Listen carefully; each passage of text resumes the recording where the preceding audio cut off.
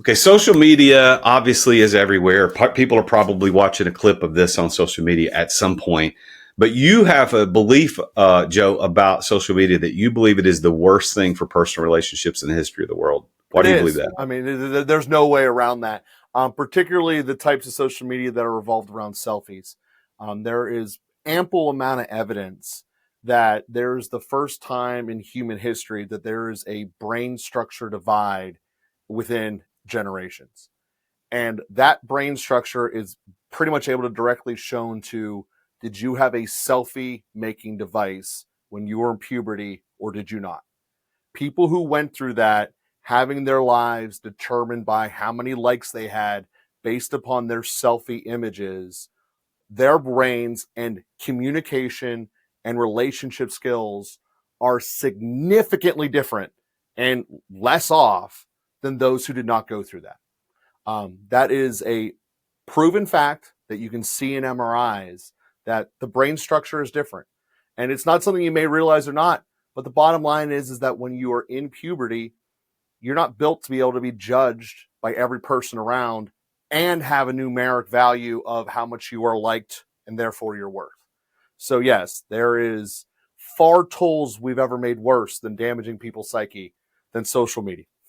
So you said a phrase. I don't know if you've capitalized on this phrase or not, but it struck me. There's this idea of self-image, and there's lots of books written about it, and we need to have a positive self-image, a good self-image. But you said your selfie image. Yeah. And I don't know if you've ever thought about that, but that would be a really good concept for a book or something, because we talk about what a positive selfie image is and talk about what you just said. Yeah. As you said, I'm glad you caught that, because I would have missed it myself.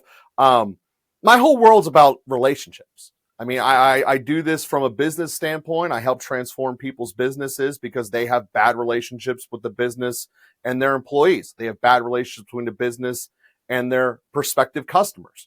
We fix that. My entire life is about relationships.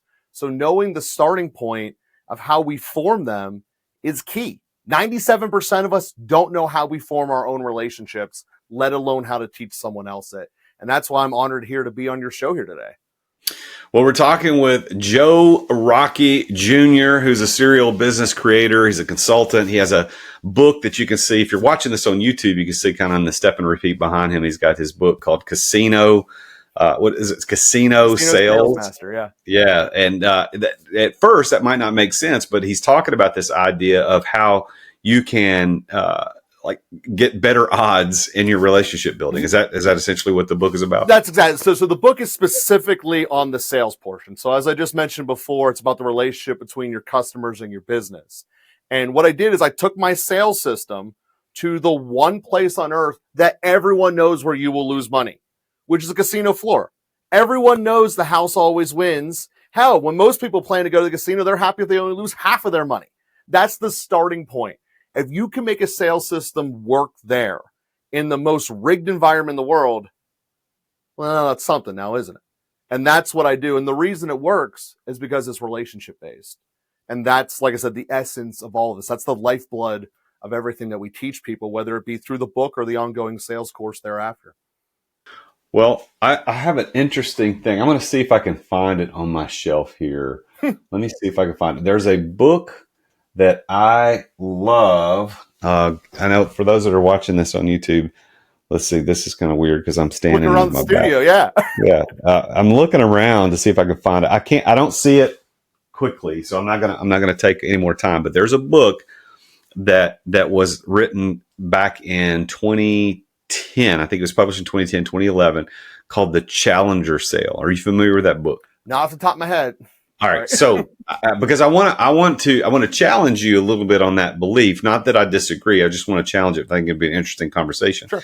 In that book, The Challenger Sale, which is for me has been the Bible for what I teach my sales train my sales staff, and anytime clients hire me to work with their sales team, is that they identified through research over, I think they studied 1,600 different salespeople in different industries across the U.S., and they identified 5 sales type of person. Okay. And, the challenger, which was the one that outperformed everybody else. There's the challenger, the lone wolf, the rule follower, the hard worker, and then the relationship builder. Okay. And so they talked about the fact that, and I think in your bio you wrote, there was something your team gave me about you help your clients cut through the omnipresent residue of the 1960s sales method. Mm-hmm. Well, the old sales method, 60s, 70s, 80s, and 90s especially, talked about this idea of just go build relationships, man, you'll sell. But that book actually identified the fact that the relationship builder was one of the lowest performing out of the rest because they focus only on relationships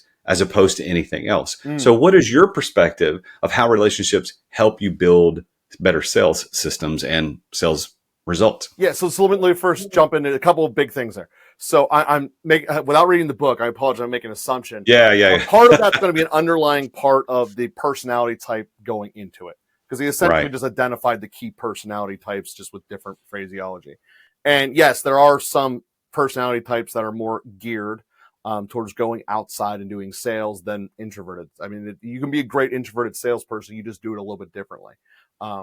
So starting point with what I mean by the 1960s sales method and its residue thereafter is when you think of sales, the most common image of people will conjure up is a salesperson who's just using you and saying you're only getting off this car lot if you have the car that I want you to leave with. That's it. And then I'm just using you for an opportunity. And that is the background of even modern sales.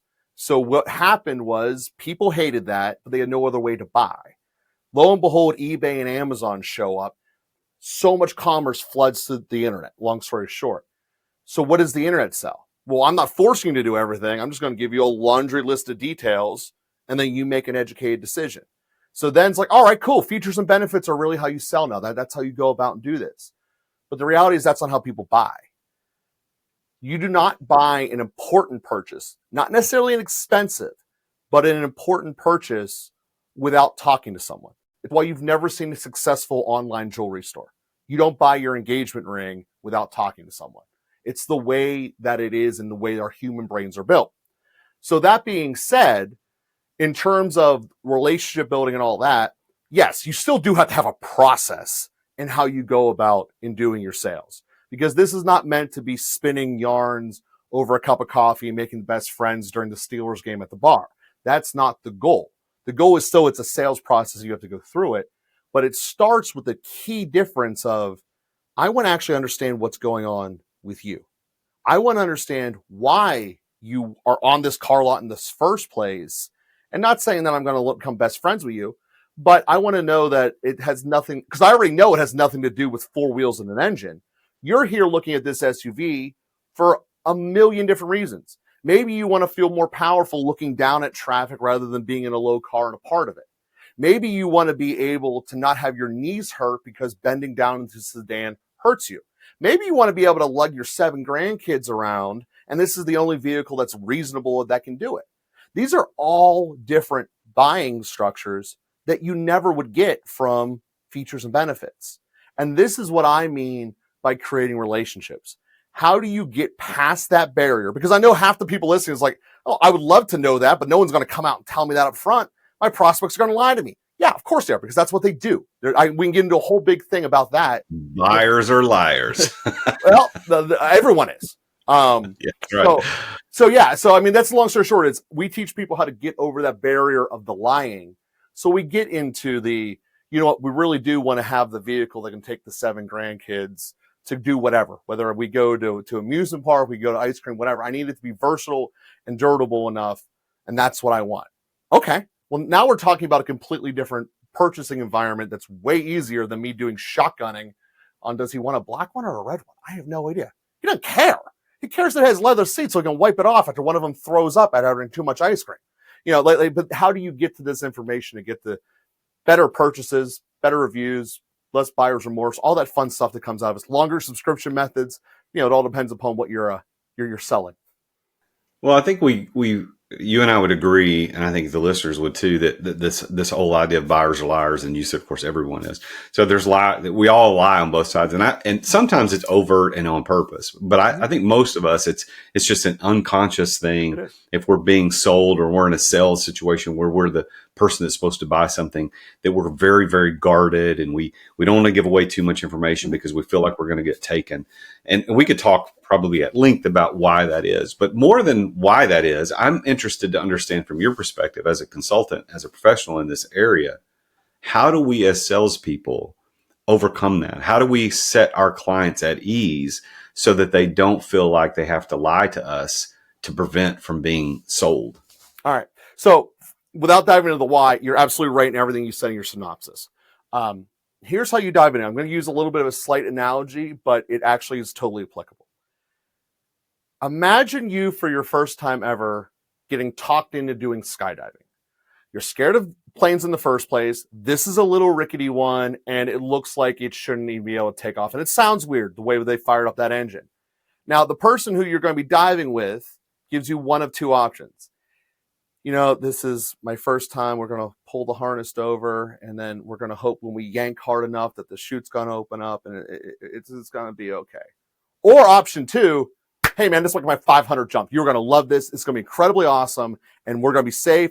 Don't worry about it. I got everything under control. It's going to be a great time. Which situation are you more comfortable with? Obviously, it's the second one. Now, I did some extra things to make that a little bit more obvious to you with tonality and stuff like that, but that's not the gimmick. The way you present it is not the total. In fact, actually, it's maybe even 10% of it. What really makes the difference is how did you prepare yourself internally? Just as the difference of those two sky jump instructors. One did it through experience and loving his process. The other one is afraid he's going to mess up. Now, that's true with any type of vulnerability we're talking about, whether it be skydiving, jumping out of a plane, telling you that my mom has leukemia, or telling you about the aspirations I have for my kid to go to NYU. It doesn't matter. That is a vulnerability standpoint. And the training that you need to have is how do you first and foremost be comfortable with vulnerability? Because we innately can sense it. Women are better at this, admittedly, guys, but we can innately sense if someone is going to be able to accept our vulnerability or not. It's a weird way to describe it, but we all can do it, just period. And it's how do we train ourselves, which I'm certainly willing to give some people some drills today about how to make yourself more receptive to vulnerability within yourself, which in turn will make it easier when you're on that car lot to have the person say, well, it's for this real reason or that real reason. And trust me, it'll be something you will never have guessed.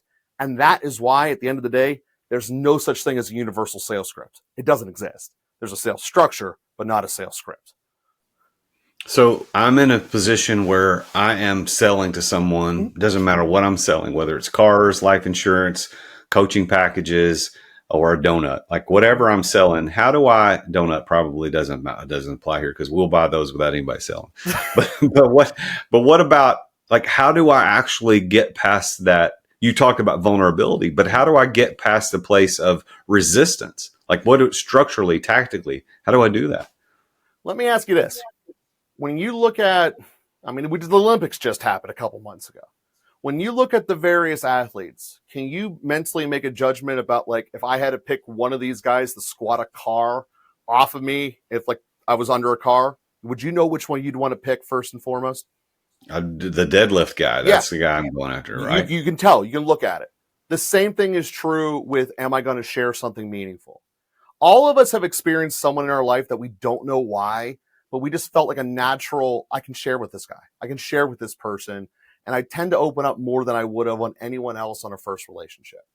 And the reason is because their emotional equivalent muscles look like the guy who can pick that Buick off of your chest. And that is the way you do that. So like I said, I can give you drills so that you will be intellectual or, emotionally speaking, that guy, the one that I need to trust to and rely upon. Because this is really, the answer is you build up yourself so that this person will trust me and trust me immediately. And that when I do share things, it's not a gotcha. It's not a, hey, I'm just here to use you, because that is the underlying current of why these barriers exist. No one on this planet wants to be used, whether it be for purchasing or any other purpose. So how do I know that I'm going to trust someone and they're not going to use me? We've all built up these defense mechanisms of reading it. And what I teach people is how to be able to make yourself look like the guy who will lift that Buick. So I am trusted. All right. So this is the show, The Root of All Success. We want to be successful as salespeople. We want to be successful as business owners. Let's take a quick break to thank our amazing sponsors for making this podcast possible. As an entrepreneur running multiple businesses, effective communication is critical for me. I've tried all kinds of outreach tools over the years, but none have compared to Dubb when it comes to driving real results, and that's DUBB. I was one of Dubb's first users. I think it was like 7 years ago when they first launched, and I've been a loyal customer ever since. Dubb has completely transformed my prospecting, my client communication strategy, and here's why. Dubb makes it simple to record personal video messages and share them across email, SMS, social media, and more. And this brings back the face-to-face connection that's missing from most digital outreach.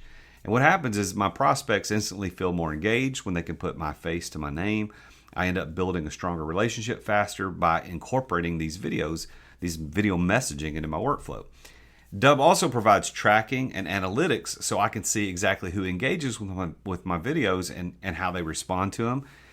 Their automation and their CRM features help me nurture leads and close more deals. I mean, that's what we're trying to do, right, as entrepreneurs. So after using Dubb for years, I absolutely can't recommend them enough. I mean, Ruben, those guys over there are phenomenal. I love Darius. They're all great guys. It's become an invaluable tool that I depend upon to run my businesses efficiently.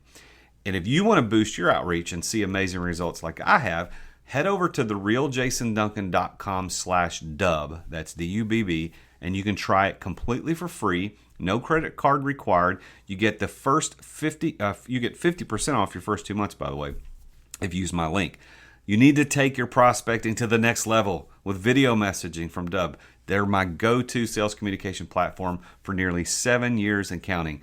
Go to therealjasonduncan.com/Dubb. Try it for free, no credit card required, and you'll get 50% off your first 2 months as well. Owning a business means spending a lot of time thinking about money. Do you have enough cash to pay your vendors, cover payroll, keep anything for yourself? What's the solution? Banking with Relay to gain total cash flow clarity. With up to 20 checking accounts, you can separate cash for every expense, payroll, taxes, owner's comp, and you can know exactly how much you have to spend. You can get banking built for small businesses. Sign up in 10 minutes at therealjasonduncan.com/relay. That's therealjasonduncan.com/relay. Relay is a financial technology company, not a bank. Banking services provided by Thread Bank, member FDIC. Thanks for listening to our sponsors. Now, back to the show. That we want to be seen and perceived as vulnerable and authentic. Mm-hmm. So what are the drills? You talked about this a couple of times. What are these drills? What can we do to get ourselves in a position where we can get past that resistance? All right. So just like any other lifting program, it's not a one-off. It can be great that, hey, when I was back in high school, I could run a mile under 8 minutes. Well, unless you stuck with it, you probably ain't doing that now, are you? So this is going to be a weekly and a regular thing. What I'm going to give you today is what I have my clients do upon Tuesdays. What I want you to do is I want to put yourself in a situation you're not normally in. So I'm looking at your desk here. I have a piece of furniture in my house, in my office, whatever I don't normally sit in. Maybe it's the one my guest or underlings will sit in whenever they're in my office. I want you to put yourself in a different position. The floor is also a great answer. So sit in a place that's different. I want you to sensory deprive yourself as much as possible. No light, no sound, as much as you reasonably can do in your space. And then I want you to close your eyes. And this is going to be like your brain's equivalent of a Google search. There'll be way too many answers off the bat. But I just want you to think in your past about situations that you wish turned out differently. Whether it be a simple conversation, a massive difference, whatever. Just, I wish this was different. And a whole laundry list is going to come up on your Google search inside your brain. And I want you, and this will kind of happen naturally, to kind of rank them in terms of the scariest stuff I don't ever want to talk about. And okay, we can start here. We're going to start with those easier ones. And what I want you to do is pop yourself out of your body in your mind's eye. So you're just watching two different people have a conversation. Person A, person B. As much as possible, remove your emotion from the situation and just look at these two people interacting based upon what the relationship parameters are. Husband, wife, child to child, boss, employee, whatever. Because there are certain expectations based upon a relationship. And judge it through that prism. Based upon what this relationship should have been, was this interaction correct or not? And now here's the hardest part of this. And this is the Tuesday part. I need you to sit in it. Don't immediately come up and start to think about what should have been done differently or what I could have done. That's tomorrow. That's Wednesday. Tuesday is sitting in it. Tuesday is sitting in that tension of it didn't go the way it should have, and I'm not going to run away. This is about not running away. Because the number one thing that people detect when they're going to open up to someone is that, is this person going to be receptive of it, or am I going to be alone by myself? And the definition of trauma is feeling pain alone and by yourself, whether it's relived or not. So the way that you prevent that is you be comfortable sitting in things. And then once you feel that you've been able to sit in this one, good. Now we go to something that's a little harder on the list and harder on the list. So next thing you know, we're months later and we're getting down that Google list. And I can tell you, when you overcome whatever the big scary thing at the bottom of that list is, and you've gone through this exercise completely and true, and I'm talking about just sitting it. This is just Tuesday exercise. Your sales and all of your relationships will be night and day different. There is no other way to describe it. And your life will change. I mean, because this is the other secret of all this. I mean, obviously I'm talking about sales and rebuilding your business, your relationships, but we've kind of been lied to about the best asset you can have in life. First, for generations, it was money. Then for generations, it was time.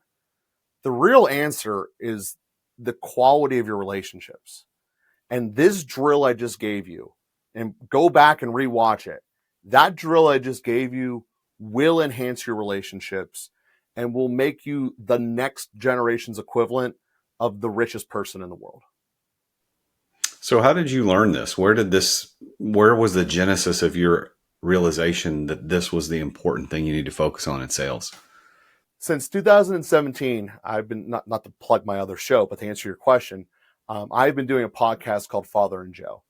And I sit across every week from a Catholic priest who is number 2 in the English language of the world for training people of how to build better relationships and a better faith. And that is the answer. So we talk about the relationship you have with yourself, the relationship you have with others, all underneath the umbrella of the relationship that you have with God. And talking with him for 7 years and just uncurling his wisdom. He's one of the 3 great teachers I've had in my life. His name's Father Boniface Hicks. And that's how I've learned all this, is a long story short. What would you say in all the success that you've experienced as a consultant, as a business owner, as an author, as a speaker, what would you say is the one key, Joe, that has allowed you to unlock success? If you had to pick one thing more than anything else, what is it? I don't know if I intentionally chose this, but I have surrounded myself, again, I don't know if I intentionally chose this, but I am surrounded by people who will tell me all the time if I'm doing it wrong. One of the biggest problems that people have in life is they force those people out of their lives. And you need to be told you're doing it wrong. As much as all of us hate hearing that, in whatever capacity it is, you need to know it. Now, granted, you need to have context to see if they're actually reasonable in what they're telling you you're doing wrong. You need to have the filter ability too. But going through life and having something other than the big out of bounds boundaries, like the IRS is going to put you in jail for not paying bills, or, a divorce or something like that. But like regular little things throughout your life of just, do it better, do it right, and keep those people in your life, because it's so easy to push out the stuff you don't want. But that's why, again, you have to have the filter of, is this critique essentially reasonable and justified or not? It's ultimately what saves people from drunk driving and all this other bad things that can happen to you pretty much easily over the course of a week. Maybe I shouldn't say this. Maybe I shouldn't say that. Maybe I shouldn't send this tweet. People actually checking you and you listen to that you have relationships with, not strangers, but you actually have relationships with. That is a big part of life. It's interesting that your sales approach is based on relationships, and then your one key to your success is based on relationships. I don't think that's a coincidence. I think that's probably who you are. Now, the second question to follow up with that would be, how do you define success? What does that word success mean to Joe Rockey? So, God, I was probably 25 when I did this exercise. My first sales coach, one of the other great teachers of my life, his name's Dan Hudock. He had me do this exercise, turn a sheet of paper side landscape, so there's more of it left to right, and write down the date that either your grandfather or your father died. So how old were they? And then this is your timeline. Where are you at right now? Now, what is it you want to get done between here and there? And I had about 10 massive things. Granted, they all were businesses I wanted to build. And I look at success as each time I tick one of those off and get to another one. That's my professional success, because I know what the end goal is and I know what I want to do. I essentially want to build a different alternative school system and across all of Allegheny County, which is where Pittsburgh is at, because I know I can do it better and I knew it would be better off for everyone involved here. But that's the end goal. I know to get there, I need to have something like $500 million. And there's a lot of businesses that get in the way that will build up to that point. And a lot of them are going to be fun and I want to do them anyway. But it's all with that end goal. So when I look around and I see on the nightly news all the time, all these things that could have been fixed if the long story short education system was better, I know that I'm actually in the process of doing something about it rather than just complaining when a politician does nothing. So by that definition, which the way I'm interpreting that is you've written down these things you want to accomplish by the time that your card's going to be punched. That's kind of the idea, right? Yeah. Do you consider yourself to be successful? I consider myself to be further down the road than I should be. So yes. All right, good. Well, now, as we get ready to close out our show, I want to give you the opportunity to put your consultant hat on, which is what you are. Mm-hmm. And you've got a business called Elite Business Conversations that people can go check out at elitebusinessconversations.com. But I wanted to give you the opportunity to give some advice to the listeners. So if you could think back to this one piece of advice that's better than any other piece of advice that you could give to listeners who are aspiring entrepreneurs or already building something significant, what would Joe Rockey say? What's that piece of advice you would give? So the first thought that came to my head is going to be the advice as well, is that if you feel something inside of you, you need to get it out, whether it come out weird or stuttery or whatever. If something it comes to you that you feel and it's a meaningful and you've like it makes sense, you need to let it out. Now, for some people, that's easier than others. It goes back to process of one of the things that you will naturally develop as you do the drills of becoming more comfortable in relationships, and especially in your own past relationships. If you feel it, bring it out. It will help you in every form of relationship. And then the other part, and then this is the other side of that coin, I suppose, you have to be able to see the other side's perspective. And that's the other great spot of that drill I gave you, because you're going to be looking at all the people's relationships involved, not just your own, but the other side's perspectives. And the thing is as you're going deeper in your past, it can be harder to figure out, but try to put adult context into it, especially when we're looking at older people talking to your younger version of yourself. And that would be the two things. Try to actually understand where they are coming from. Don't do what every political commercial in the world is doing, which is just painting the other side as evil and you're stupid for not seeing it. That's not real life. Real life is Alabama plays LSU every year. And if people were really divided, you wouldn't see transferring and driving to other stadium where I would be outnumbered 12-1. Because if I really thought the people from Alabama would kill me, I would never go to that drive. What these politicians are doing is lying, false, and evil. We are not divided like that. When it comes down to meaningful things that we have passion about, and trust me, the people at LSU and Alabama and every other major program have passion about them winning the national title. And when we look at this and go, yeah, they're just lying to rouse us up so we'll either cut a check or get someone else to vote for them. That's not how it is. Look at someone from the other side's fence. Know that they're trying to do what's best for them. Sure, their version of what's best for them might be different. You asked that question about what's success to me. I'm sure you've had 500 different answers about that. There's nothing wrong with that. My version of success is different than my wife's version of success. It still works. They're coming from a spot that's meaningful and powerful to them, and respect that, and your life will go a whole long way. So those are the two sides of the coin. Respecting the other person's perspective and actually understanding it, give it credibility, and then if you feel something, share it. Well, Joe, thank you for sharing your perspective today on the show. I want to encourage people to go check you out. You're on LinkedIn at Joe Rockey, and the last name is spelled Rockey. So make sure you put that E in there. And go check out his book. He's got the book. It's called Casino Sales Master, Proven System to Beat the Odds in Sales and Life. It'll give you some perspective about relationships and how you can improve your sales. Joe, thank you so much for being on the show. Congratulations on what you've built so far. And I wish you continued success in the future. Well, thank you very much. And thank you for having me. Well, there you have it. Another successful entrepreneur on his journey to success. We talked a little bit more about the details around relationships and perspective than we normally do on the show. But I hope that you got some information from Joe that'll help you make some better, more informed decisions about your sales system and your structure, how you're pitching. Go check out his book and think about what he said there at the end of the show about perspective. Because really, this is all about perspective. And I think what's interesting about all this is if you boil this all down, you can go back to the golden rule where Jesus said, do to others what you would have them do unto you. That is about perspective. It's about treating other people in a relationship the way that you would want to be treated. And I think if we all followed the golden rule, we'd be better at sales, it'd be a better world, and we'd probably get rid of all politicians. You're 100% But anyway, thank you for listening to this show. Tune in again next time. I'm going to talk with yet another very successful entrepreneur about his or her journey to success. There's a voiceover guy here at the end is going to tell you a little bit about what you need to be doing. So listen to him, and I'll see you next time. As always, I'm the Real Jason Duncan, and Jesus is King.